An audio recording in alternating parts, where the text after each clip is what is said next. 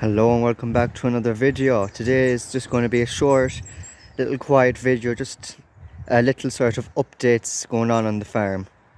We have a few things to talk about. You might have already seen it in the title and the thumbnail, but I want to discuss the situation with the silage bales. Will we have enough silage bales to get us through until the cattle get out into the fields? And I also want to talk about the topper update, because there's a bit of update on that. We have more things done on it and more things got for it, so stick around to near the end of the video to see what the topper situation is like, and we'll get into it now. Okay, so as you can see on camera, I'm doing a little sort of pan. That's how many bales we have currently. But you also have rows as well on the side, not just the front. We have a bit on the side, so we do have quite a lot of silage bales left.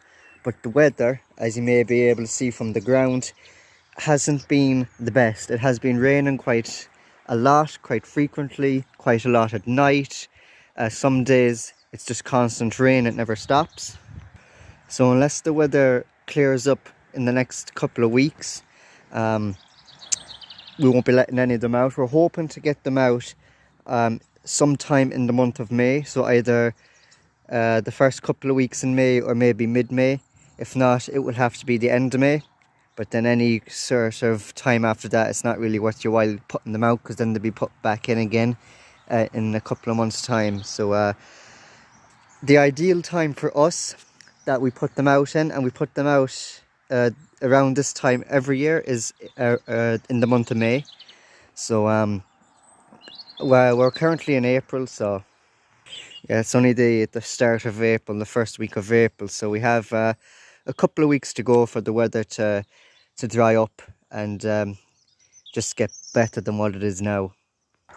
Okay, so I give them a quick rough count there, and roughly we have 72 bales there in total, roughly. Now, it was only a rough, quick sort of estimate count, but we've roughly 72 bales there. The cattle are eating a bale a day. We're in the first week of April, so you know, it really depends. We'll still have bales left over if we get them out at the end of May, the last week of May. We'll still have a couple of bales left over, so I think we'll be fairly alright on silage bales. Because compared to last year, and I think the year before that, so 2 years in a row, we actually ran out of silage bales, and we had to start buying a couple of bales from a neighbouring farmer. And I think last year, I believe we bought 10 bales. So this year we won't be buying any bales, thanks be to God, because they're not cheap to be buying. And the only reason we ran out of bales the last couple of years is because we only really done one cut. We used to do 2 cuts, and then we stopped, and we would have plenty of bales after we'd done the 2 cuts. But then we only started doing 1 cut, and we would be getting in and around anywhere between 105 to 120 bales a year in the first cut, which I believe we got a 117 bales this year in the first cut, and then I think in and around 80-ish bales on the second cut. So we had way more than enough bales to get us through the winter feeding and while they were inside the house, which they still are. Okay, so I done more maths off camera. I just went through, after 4 weeks, after 6 weeks, and after 8 weeks, how many bales we would have used during that time, because we're using a bale every day, and then how many bales we'd have left after those weeks. But obviously I'm not going to remember all that, so I had to write it down. So I have it written down here. So after 4 weeks, we will have used 20. This is from today, at this date, the 5th of April, as I'm recording this video. So from 4 weeks from the 5th of April, we will have used 28 bales, meaning we will have 44 bales left. 6 weeks from this date, we would have used 42 bales, meaning we'll have 30 bales left. And then 8 weeks from this date, which will be the last day in May, the 31st of May, we'll have used 56 bales, meaning we'll have 16 bales left. So as long as they're not housed until June, the middle of June, we should have plenty of bales left. We'll have, by the end of May, we'll have obviously 16 bales over. So the least amount of bales we'll have left over is 16, which isn't too bad. It's better than buying in 10 because we ran out of our own bales. So we could have anywhere between 44, 30 or 16 bales left by the time we get the cattle out. So, you know, that's not too bad. So as you can probably tell and see, it's worth doing that second cut. I don't know what the owl man is going to do this year. Will he only do one cut or two cuts? Because obviously, as I mentioned, depending on when we let them out, we'll either have 44, 30 or 16 bales left over. So I guess if we have 44 or 30 bales left over and we're going to get anywhere between 105 and 120 bales in the first cut, we probably could only do one cut because then we'll have plenty. But if we're only left with 16 bales, we might as well do the second cut just to be safe. Even if we just done the first cut with the 16 bales we had left remaining, we probably still have enough to get us through this year's winter without having to do a second cut. But if it's 16, depending how many bales we get in the first cut, we'll do the math then. But it's always sort of safe to do the second cut. As you can probably tell, this year we've done the second cut. Unlike the last 2 years we had to be buying in bales, this year we're going to have a surplus of bales. So to answer my question from the title, will we have enough bales to seed them through until they get out to grass? Yes. As long as they're not housed until the second or third week of June, we'll have plenty of bales. But if they're still in the house until the second or third week of June, we're not going to have enough of bales. So if they're out at any time within May, we'll have enough. If they're not out by May, we're going to get really, really low, and most likely we could run out. So that's enough rambling about silage bales. We'll move over now and have a look at the topper situation. Right, so this is the new topper frame. That's the old one, and we have the old one there and the new one there. Now our plan initially was to cut off the bottoms of them, sort of these here, the skids that slide on the ground. But when we cut this off, we put it up against that, but this was all sort of twisted and warped. Don't know if the camera is picking it up right, but it's all twisted and warped, and it's not sitting on the edge of this as it should be. And as you can see, also we got the top of it bent, which is nice. It's a bit of that done. Now, a couple of weeks ago, we went up to this sort of steel factory. It's just a big, huge shed with a big, huge yard, and they just have everything steel. It's the gear they have in there is actually ridiculous. They have plasma cutters. They have tins to literally cut the sheet at a flick of a switch. They have the machine to bend this. They have a big bloody drill that runs on like railway tracks that can drill through whatever thickness of steel you want in seconds. And they just have like a big line of welders up along the wall as well for people welding as well. It's just it's a ridiculous setup they have. But we went up there anyways for a completely different thing. And then we found this bit of sheet on the ground.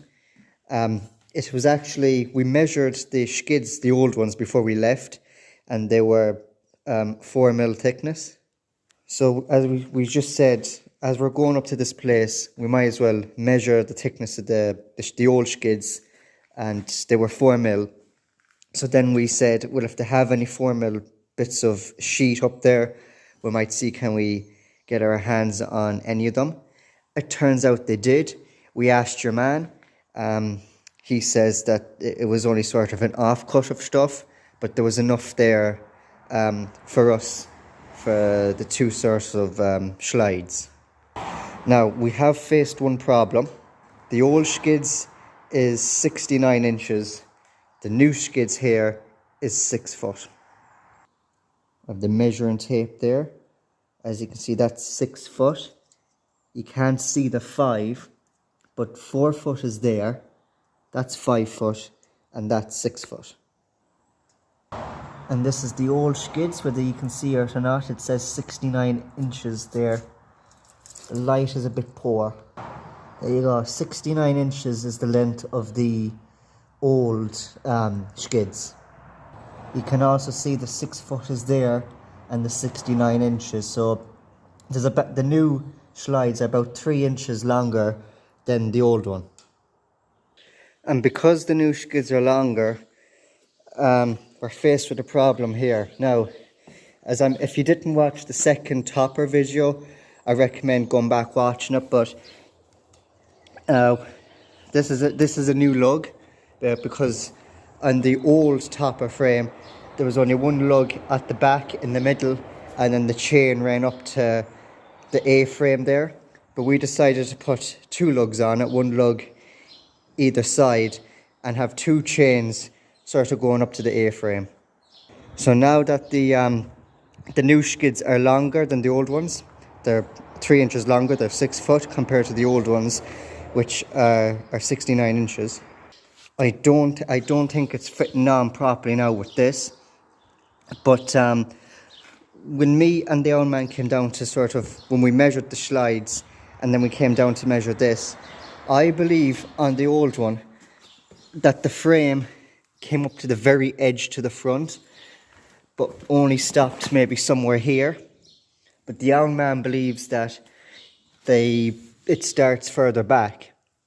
Now, I do have video clips of me topping and stuff on YouTube, so all I have to do really is sort of look back at them and see, can I find out, are the skids starting up at the really front of the topper, or did they start sort of back there? But that there is for adjusting the skids. On the skids you have a load of different holes, and you line them up with this and either have the topper lifted higher or lower, depending on what height of rushes you're topping or what you're topping. But I still believe that the skids start at the very front of the topper and end at somewhere here, because there was on the old topper there was a bit of an overhang. So I'll go back to my old YouTube videos, see can I find where the skids start and where they end, and hopefully it'll solve our problem. If it starts at the very front, we're okay. But if it starts a bit further back, the lugs there are sort of blocking it. So that's the predicament we could possibly be in. But I believe we should be okay, because I believe the skids start at the very front. And if you know for sure, you can leave it down in the comments. But I'm pretty sure that when we put the skids on it, when we have the skids made up and when they're put on it, that they start level with this and loop, and you know what I mean. So that's the predicament we're in. But again, I just have to look at the old YouTube videos and find that out. Now, since we're not using these old slides, what we're going to do is get a new bit of length of it. The thickness of them, I believe, is 75 mil. So we're going to get a length of 75 mil iron, cut them at whatever. Actually, well, there's bends in it, so they'll be a bit longer than the 6 foot on each side. It'll be a bit longer out here and a bit longer out here. And then we're going to cut the curve in the sheet and then bend the slides around that corner. And I believe we're going using our own gas for that. So what we'll do is just heat each side of the slides and then bend them around this bend that we're going to cut out of the two sheets.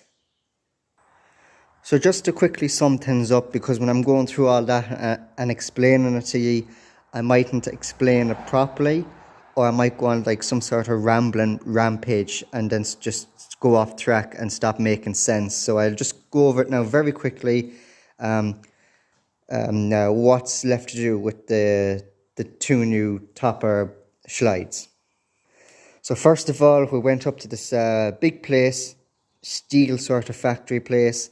There was some spare 4mm thickness sheet, and we got the required amount cut out.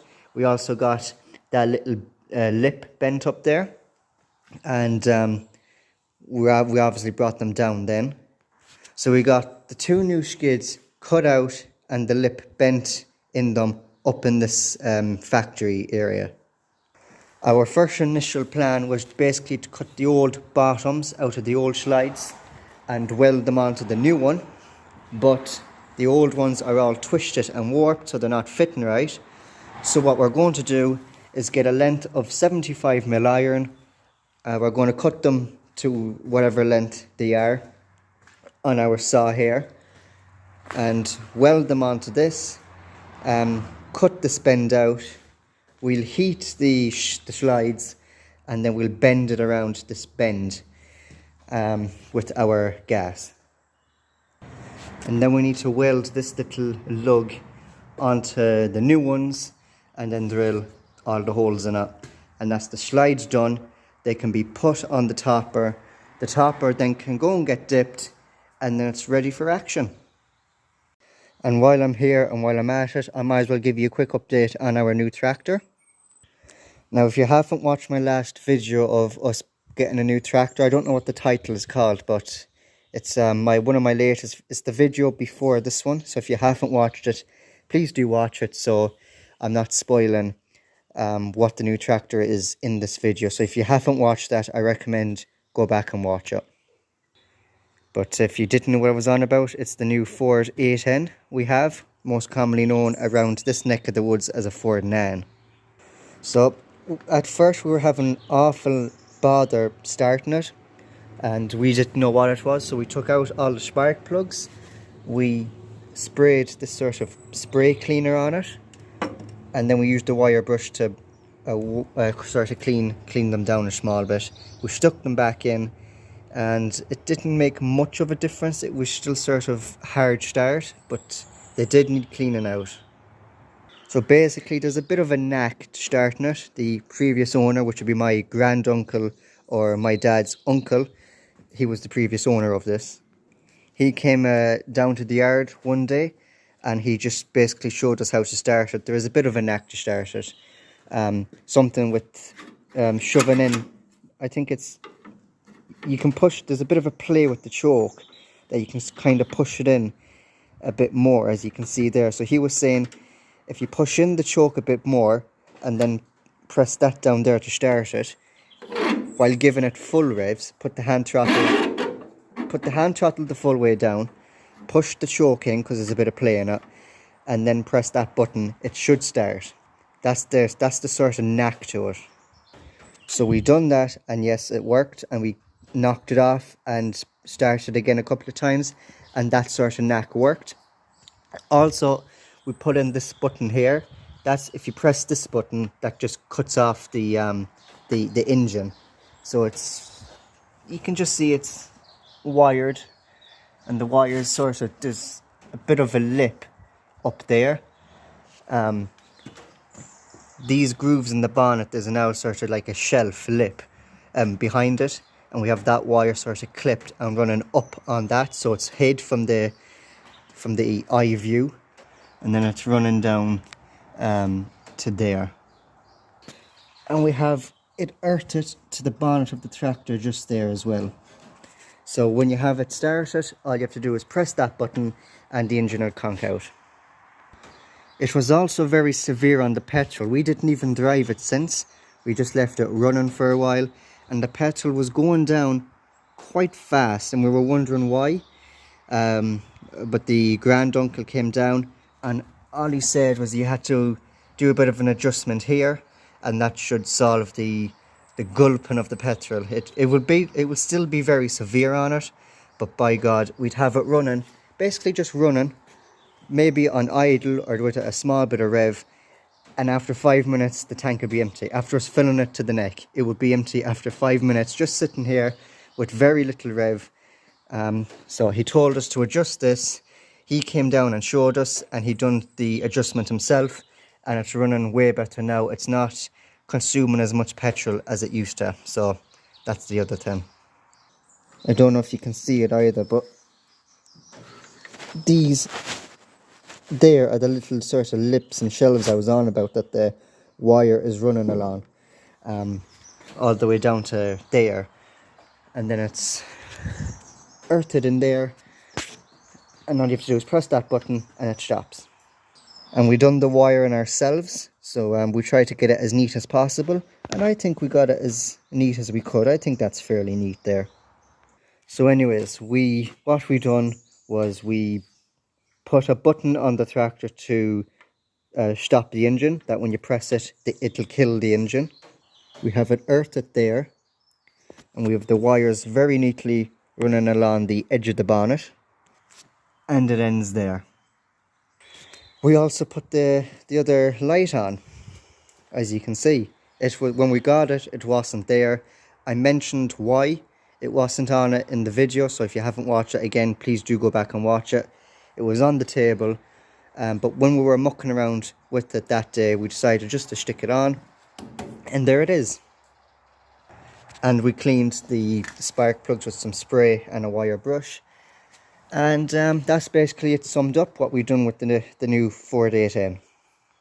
So that is going to be the end of today's video. A little quick update on some bits and bobs that's on the farm. So hopefully you enjoyed that.